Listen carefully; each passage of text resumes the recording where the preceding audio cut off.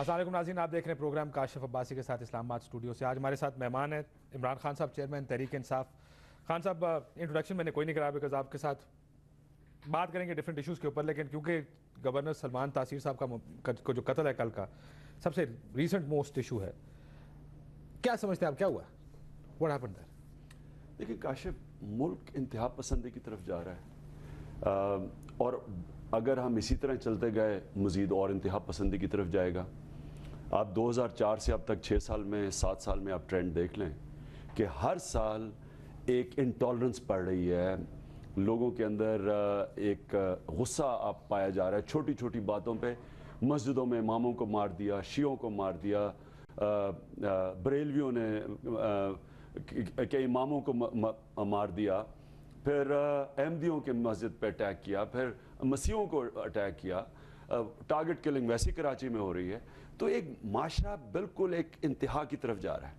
اور میں بار بار یہ کہتا ہوں، میں آج بھی یہ کہتا ہوں کہ اگر ہم نے اپنی اسٹریٹجی نہ بدلی، یہ ایک ایسا وقت آ جائے گا جب آپ جیسے لوگ اور ہمارے جیسے لوگ کوئی چیز کانٹروورشل ہی نہیں کہہ سکیں گے، کیونکہ ہمیں ڈر ہوگا پتہ نہیں کون مار دے گا، کیونکہ یہاں تو اب کسی کی جان کو تحفظ ہی نہیں ہے. اور آج یہی واقعہ، یہی معاملہ ہے ویسے آج کے دن میں کہ کنٹروورشل بات کہنے سے سب لوگ ڈر رہے ہیں بیکاز کسی کو پتہ نہیں کہ اس کے بعد کسی کو، آپ کو لگتا ہے کہ وہ سپیس ختم ہو جائے گی اس کے بعد؟ دیکھیں نا، میں آپ کو ایک چھوٹی سی مثال دیتا ہوں کاشف، کہ میں انگلینڈ میں بڑا کاؤنٹی کرکٹ کھیلتا تھا تو گرمیاں وہاں گزارتا تھا.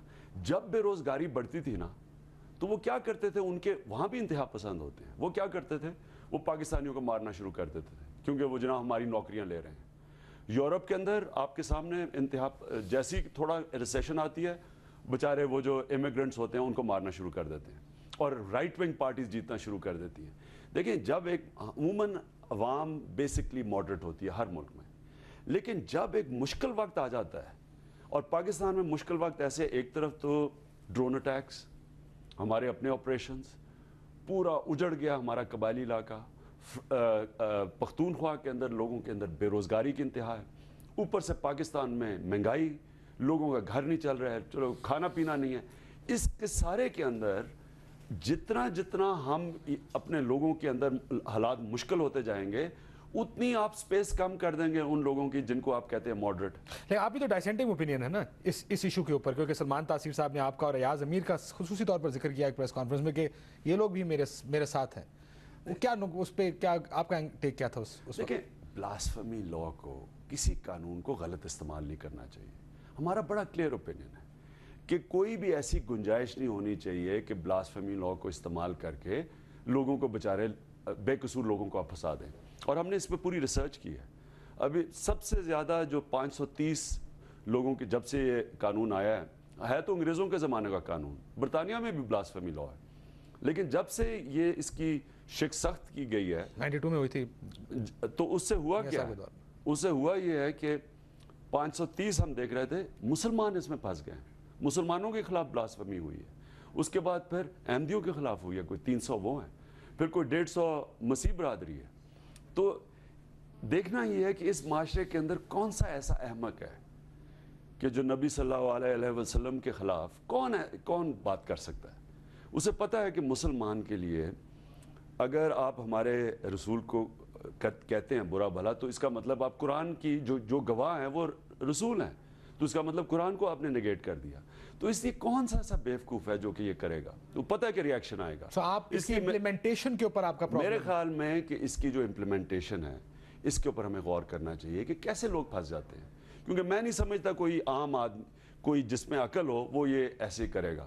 میرے خیال میں اس میں کئی لوگوں کو پھنسایا جاتا ہے زبردستی. تو اس لیے اس کی امپلیمنٹیشن کے اوپر ہمیں غور کرنا چاہیے. یہ ایک بریک پہ جانے سے پہلے پیپلز پارٹی کہہ رہی ہے سیاسی قتل ہے. ان کا یہ خیال ہے کہ جتنے لوپ ہولز اس میں نظر آ رہے ہیں، اس آدمی کا لگایا جانا، گارڈز کا خاموش رہنا، آپ کو لگتا ہے کہ سیاسی قتل ہے یا پیورلی ناموس رسالت کے لیے یہ کام کیا گیا؟ What is your just assessment looking at the whole situation? ایک تو اس وقت یہ کہنا کہ کیا موٹیویشن ہے یہ بھی بڑا غلط ہوگا، کیونکہ کسی پارٹی کو اس کو فائدہ نہیں اٹھانا چاہیے، اپرچونزم نہیں دکھانی چاہیے کہ موقع کا فائدہ اٹھا کے آپ پولیٹیکل گینز کریں. ایک تو یہ غلط ہے.